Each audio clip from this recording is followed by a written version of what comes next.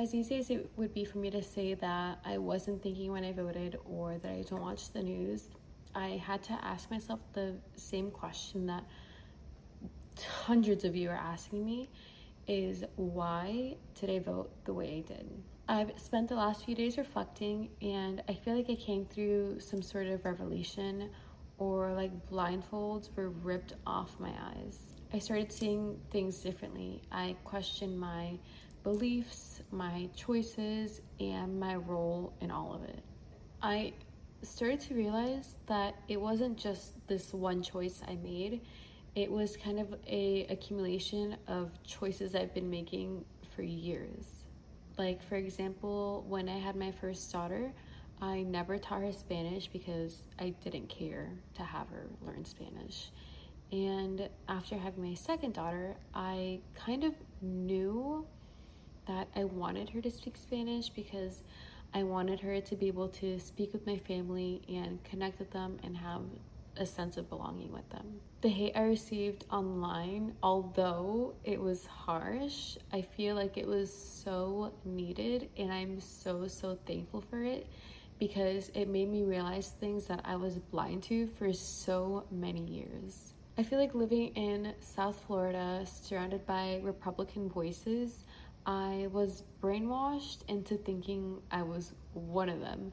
I fell for the propaganda, the normalization of cruelty, and I believed the lies that gave me a false sense of security and belonging. I was convinced that voting for Trump was for the economy or against crime, when in reality I was supporting a man and a movement that dehumanizes people. He basically built his platform on targeting immigrants, spreading hate, and pushing policies that ultimately broke families apart. I regret my vote so deeply, and if I could go back and change it, I would. My vote wasn't just a mistake, it was the ultimate betrayal of the very people that I come from.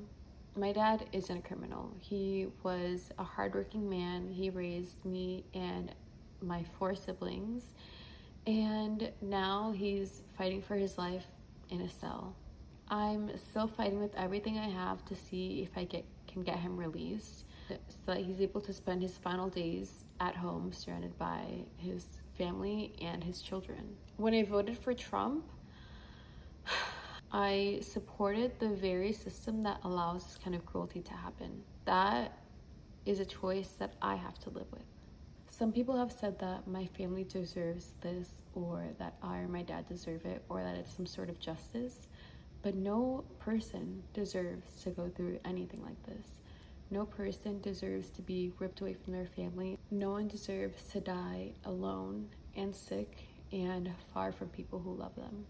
To my family, to my community, to my children, and to every single person who has been affected by the choice that I made, I am so sorry. I've started educating myself on immigration, on the US history, on systematic racism, and how people in power manipulate and try to divide us. I'm reading, listening, learning, and unlearning everything that I thought I knew.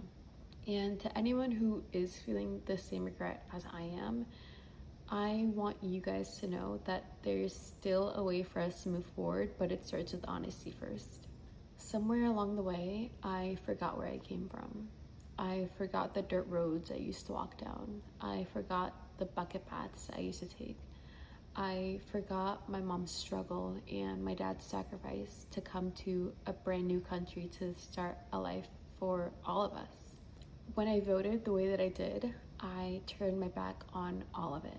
I know that a lot of you aren't going to forgive me, and I'm really not expecting anyone to, but I just want everyone to know that I'm going to move forward with more compassion, continue educating myself, and fight for those who can't fight for themselves.